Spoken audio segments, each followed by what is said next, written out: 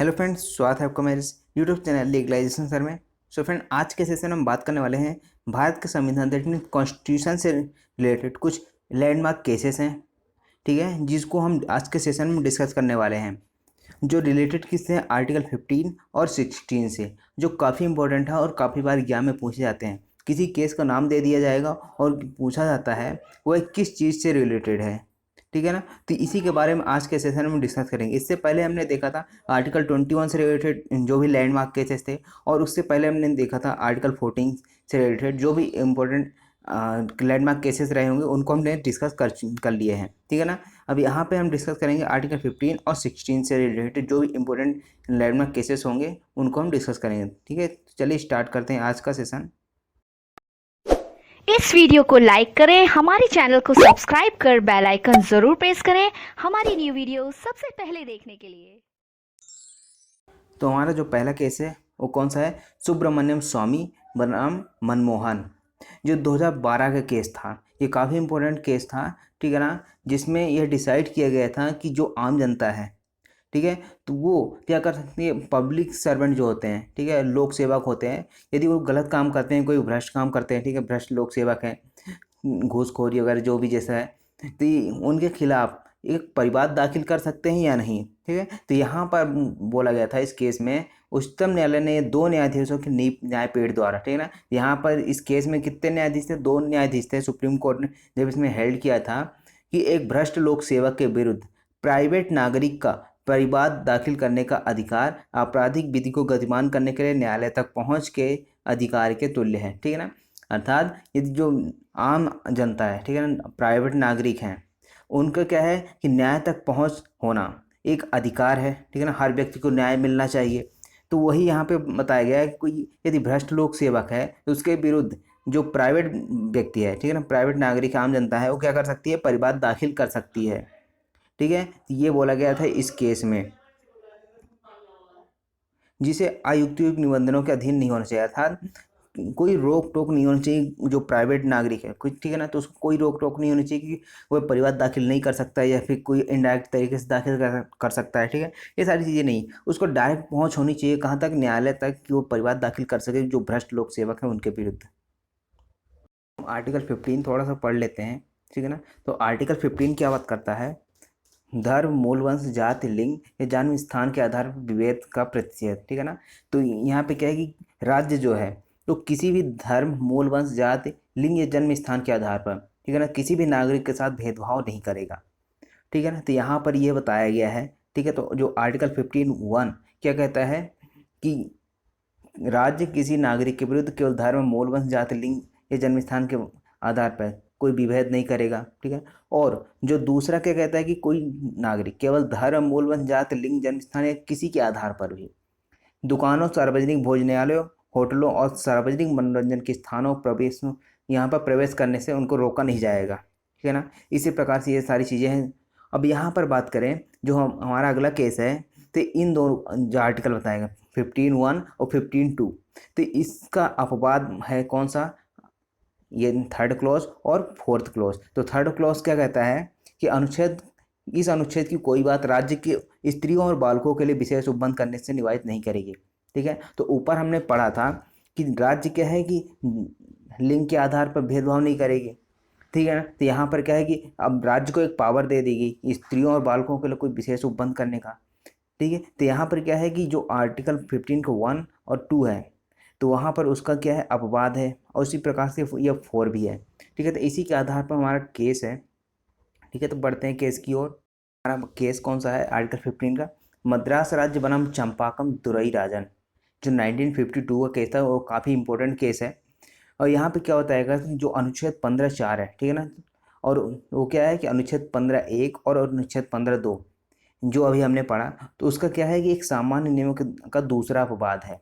तो दूसरा अपवाद है कहने का मतलब कि जो हमने 15 का क्लॉज 3 पढ़ा था, ठीक है ना, स्त्रियों और बालकों के लिए जो राज्य को पावर दी गई कि वहाँ पर विधि बना सकते हैं, किसके लिए, स्त्रियों और बालकों के लिए। तो क्या है, वो फर्स्ट अपवाद हो गया, और ये दूसरा कौन सा है, फिर आर्टिकल 15 का क्लॉज 4। तो यहाँ पर क्या बताया गया है कि खंड 4 जो है संविधान के प्रथम संशोधन में जोड़ा गया था, ठीक है ना। और प्रथम संशोधन संविधान कब हुआ था, 1951 में। जिसमें कहा गया था कि जो सामाजिक और शैक्षणिक दृष्टि से पिछड़े हुए वर्ग हैं तो उनके लिए विशेष उपबंध किया जा सकता है राज्य के द्वारा। तो यहाँ पर राज्य को पावर दी गई है, ठीक है ना। तो ये क्या है कि ये चौथा अपवाद है किसका, आर्टिकल 15(1) और 15(2) का, ये बताया गया था इस केस में। उसके बाद है नेक्स्ट हमारा, अब हम पढ़ने वाले आर्टिकल 16 का केस, ठीक है। तो उससे पहले हम आर्टिकल 16 का 4 पढ़ लेते हैं, ठीक है ना। जो क्लॉज 4 दिया गया है आर्टिकल 16 में, वो क्या कहता है कि राज्य पिछड़े हुए नागरिकों के किसी वर्ग के पक्ष में नियुक्तियों और पदों के आरक्षण के लिए उपबंध कर सकेगी, ठीक है ना। तो यहाँ पर स्टेट को पावर दे दी गई है, बाद में इसको जोड़ा गया था आर्टिकल, जो यहाँ पे 16 का क्लॉज 4 है। इसमें क्या कहा गया था कि जो पिछड़े हुए नागरिक हैं राज्य के, वो राज्य उनको क्या कर सकती है, उनकी नियुक्तियों और जो पद होते हैं उनमें आरक्षण के लिए उपबंध कर सकती है।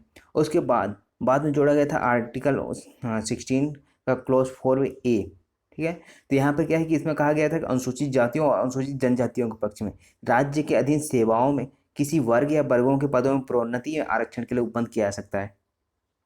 अब यहाँ पर तो बताया गया था कि पिछड़े हुए नागरिक जो हैं, ठीक है ना, ओबीसी वगैरह के लिए। अब यहाँ पे क्या बता दिया कि जो SC ST के लोग हैं उनको भी क्या किया सकता है, प्रोन्नति में आरक्षण का उपबंध किया जा सकता है, ठीक है ना। जो राज्य के अधीन जो सेवाएं हैं, ठीक है ना, यदि जो स्टेट गवर्नमेंट कोई पोस्ट निकालती है, कोई, ठीक है ना, कोई वैकेंसी निकालती है तो वहाँ पर आरक्षण दे सकती है, किसके तहत, आर्टिकल 16(4)A के तहत, ठीक है। तो इसी पर कुछ केस हैं, आधारित हैं।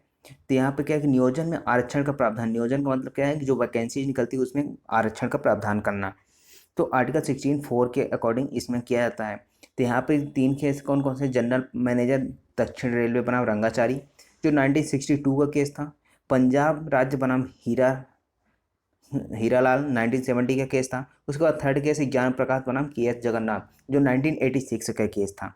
इसमें क्या हेल्ड किया गया था सुप्रीम कोर्ट के द्वारा, ठीक है ना। जो भी ऊपर तीनों मामले मैंने बताए हैं उसमें क्या कहा गया था कि अनुच्छेद 16(4) केवल प्रारंभिक नियुक्ति तक ही सीमित नहीं है, ठीक है, बल्कि इसमें प्रोन्नति भी शामिल है। अर्थात जब कोई स्टेट गवर्नमेंट की वैकेंसी वगैरह निकलती है तो उसमें क्या है कि हर पोस्ट, हर कैटेगरी का, चाहे जनरल हो, OBC हो, SC ST हो, सबके लिए अलग अलग पोस्ट निकाली जाती है, ठीक है ना, कि आरक्षित रहती है। SC ST के लिए अलग से रहती है, जनरल के लिए अलग से रहती है, ठीक है।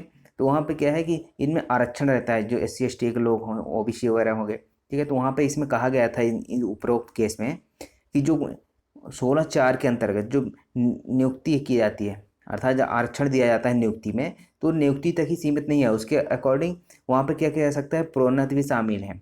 अर्थात जो आर्टिकल 16 का क्लॉज 4 है उसके अकॉर्डिंग वहाँ पे प्रमोशन भी दिया जा सकता है, प्रमोशन में भी आरक्षण किया जा सकता है, ठीक है ना। तो ये बताया गया था। लेकिन एक केस आया था इसके बाद, जो उपरोक्त केस में बताया गया, निर्णय दिया गया ये सारी चीज़ें कि वहाँ पर प्रोन्नति में भी क्या किया जा सकता है, आरक्षण दिया जा सकता है। लेकिन एक केस आया इंदिरा साहनी बनाम भारत संघ, इसमें उपरोक्त जो निर्णय दिया गया था उसको उलट दिया गया।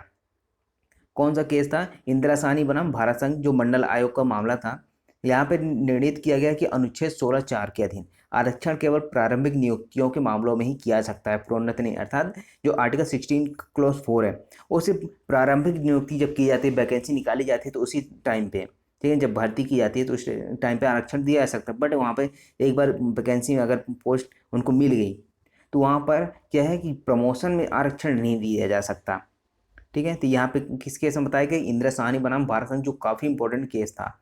उसके बाद यहाँ पे क्या हुआ कि एक संविधान संशोधन किया गया 1995 में, ठीक है ना, 77वां संविधान संशोधन था, जिसमें क्या जोड़ा गया, आर्टिकल 16 का क्लॉज 4A जो अभी हमने ऊपर पढ़ा था, ठीक है। तो और उसे लागू कब से किया गया, 17/6/1995 से यह लागू कर दिया गया। कौन सा आर्टिकल, आर्टिकल 16 का क्लॉज 4A जोड़ा गया था जो, तो यहाँ पे 1995 से इसे लागू कर दिया गया, जिसमें इंदिरा साहनी के निर्णय के प्रभाव को समाप्त कर दिया, ठीक है ना। तो इंदिरा साहनी के में क्या बताया गया था कि यहाँ पर जो प्रारंभिक नियुक्ति है उसमें तो आरक्षण दिया जा सकता है, बट प्रमोशन में आरक्षण नहीं दिया जा सकता, ठीक है। तो यहाँ पर इस आर्टिकल के तहत वहाँ पर प्रमोशन पर भी आरक्षण देने की बात कही गई, ठीक है।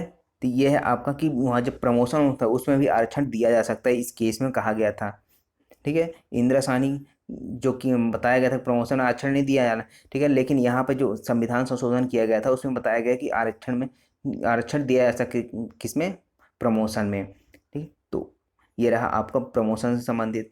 अब आता है आपका कुछ इम्पोर्टेंट, 1-2 केस और हैं, अब यहाँ पर क्या है कि यदि मान लीजिए जो उच्च जाति की महिला है, ठीक है ना, जो अपर कास्ट की जो कोई लेडी है, वो क्या करती है, कोई पिछड़े जाति के पुरुष से विवाह कर लेता है, ठीक है ना, विवाह कर लेती है, तो क्या वह महिला अनुच्छेद 16(4) के अंतर्गत आरक्षण की हकदार है कि नहीं, ठीक है ना, क्योंकि जो महिला है वो अपर कास्ट की है और जिससे शादी कर रही है, विवाह कर रही है, वो क्या है, लोअर कास्ट का है, कोई पुरुष है।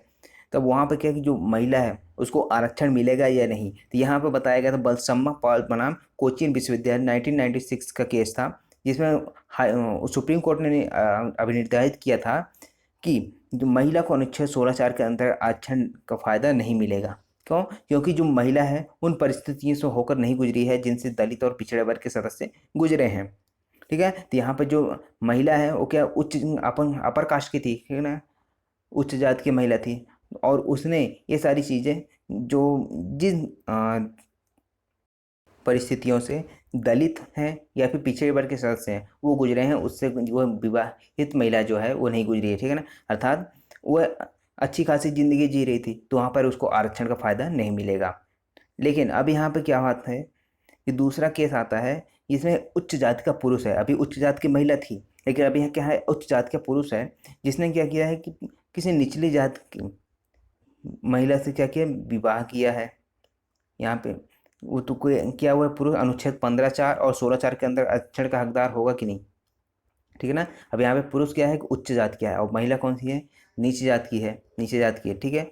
तब यहाँ पे क्या है कि मीरा कनवारिया बनाम सुनीता जो 2006 का केस था, इसमें कहा गया था कि अनुसूचित जाति के आधार पर चुनाव लड़ना चाहता था, ठीक है ना, अर्थात जो पुरुष था वो कैसा था, उच्च जाति का था, और वो क्या करना चाहता था, उसने विवाह किया नीची जाति के किसी महिला से। अब यहाँ पे जो पुरुष है वो क्या करना चाहता है, चुनाव लड़ना चाहता है, वो भी अनुसूचित जाति के आधार पर। तब यहाँ पे क्या बोला गया है कि जो पुरुष है उसको अनुच्छेद 15(4) और 16(4) के अधीन आरक्षण का लाभ नहीं मिल सकता। क्यों?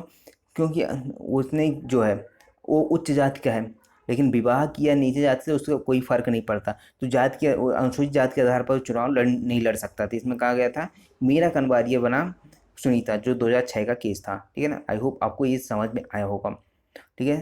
तो thank you so much for watching legalisation sir.